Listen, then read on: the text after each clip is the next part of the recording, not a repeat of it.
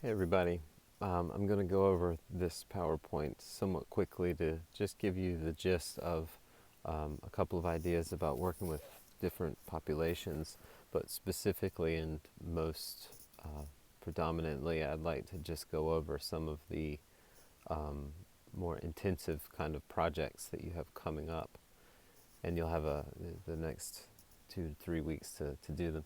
So with working with different types of families, the few that we're going to kind of just briefly skip over right now are cultural, socioeconomic uh, variation in families, different disabilities, and gifted and talented. And I'll just kind of say a couple of things about each one of these. For culture and language, there's a really helpful chart in your textbook that gives some uh, general guidelines or things to consider.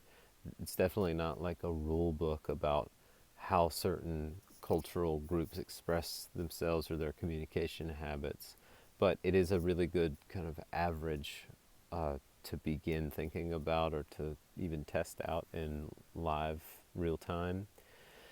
And the biggest thing that I'd like to highlight is the idea that um, types of behaviors in communication, given the specific cultural environment, should be taken with a kind of flexibility of evaluation.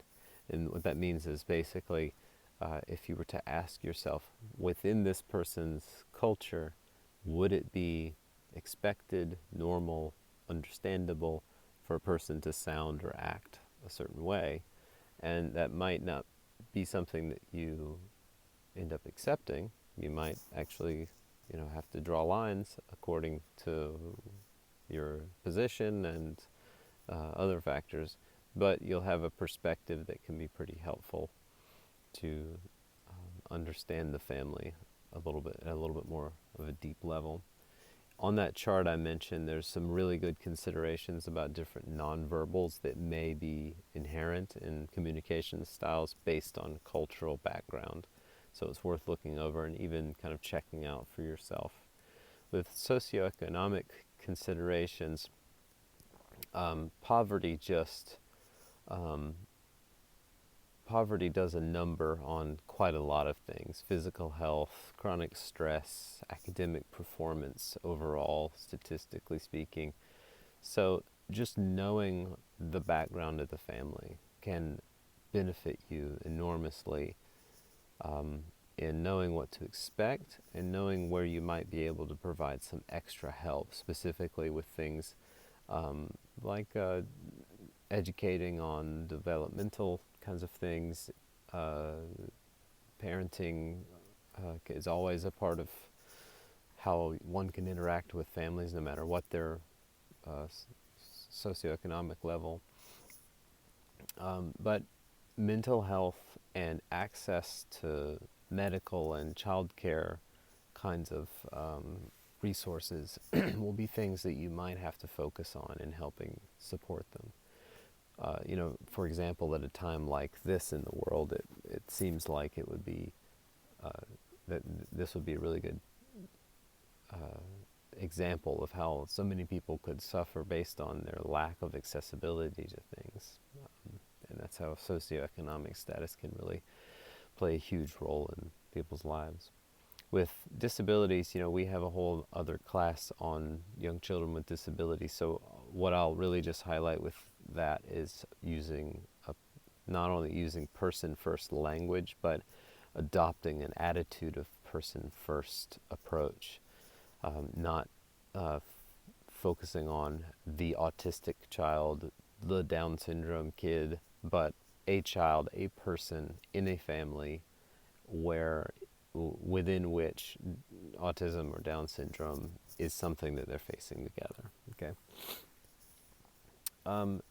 For gifts and talents, there are really specific tracks or um, areas of focus or ways to focus on this area that you can go down if you're interested.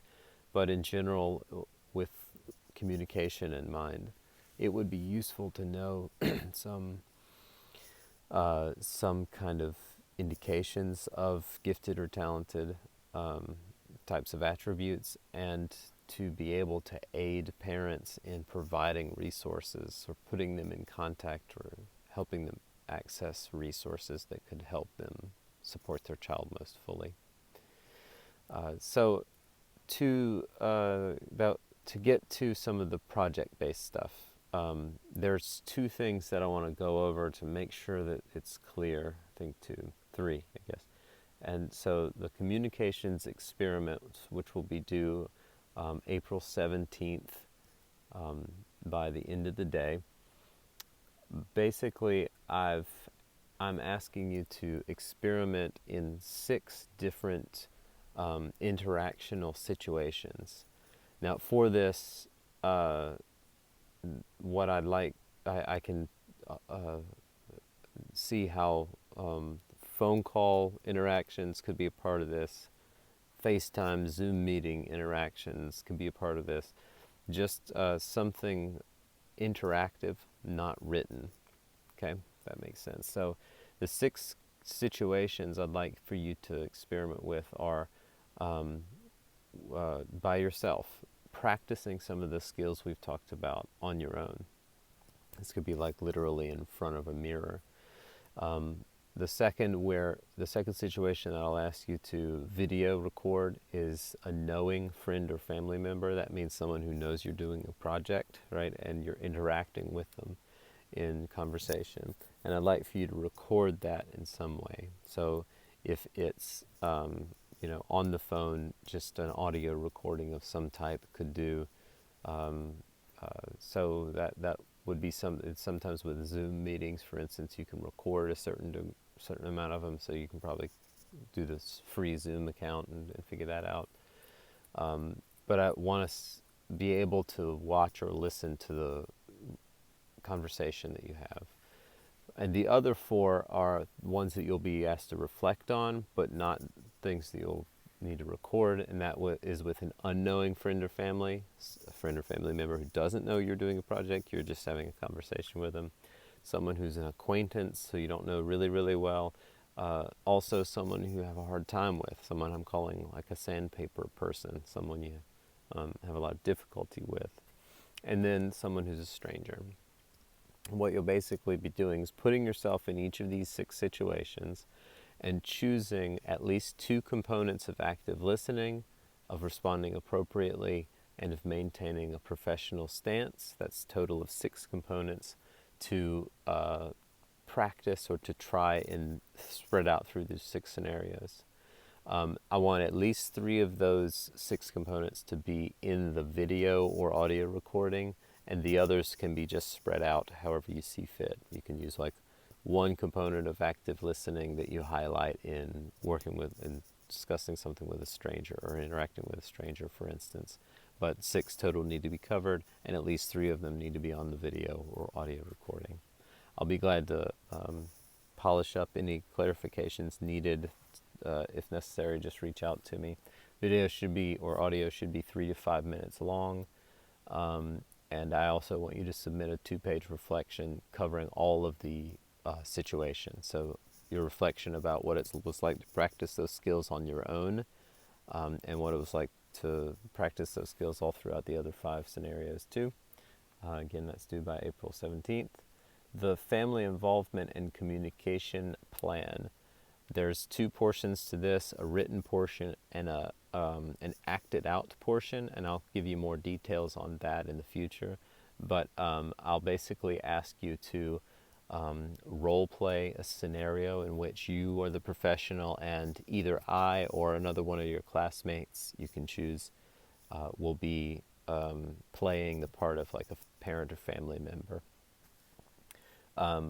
And so the written portion, I've given you a list of prompts. That's basically just to give me the idea of the background of a hypothetical family. And so I want you to kind of make up a hypothetical family with a given background and a particular issue that you, the professional, may be meeting with the family to discuss. Consider it like a parent-teacher conference or a therapy session where the whole family's brought in or something like that.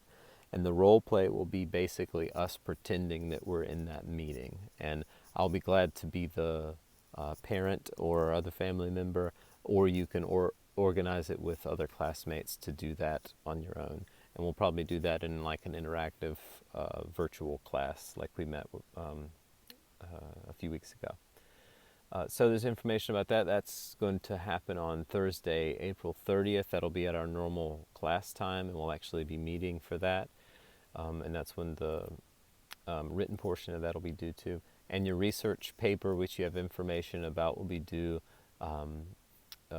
April 30th by the end of the day. So that's the same day, but it's not due until sometime at the end of the day. Okay, so I hope that was enough information to kind of clearly outline those three major assignments. I'm trying to give you some space to let those be things you focus on. I'll have some other resources on Blackboard if necessary. Just reach out to me if you need any more clarifications.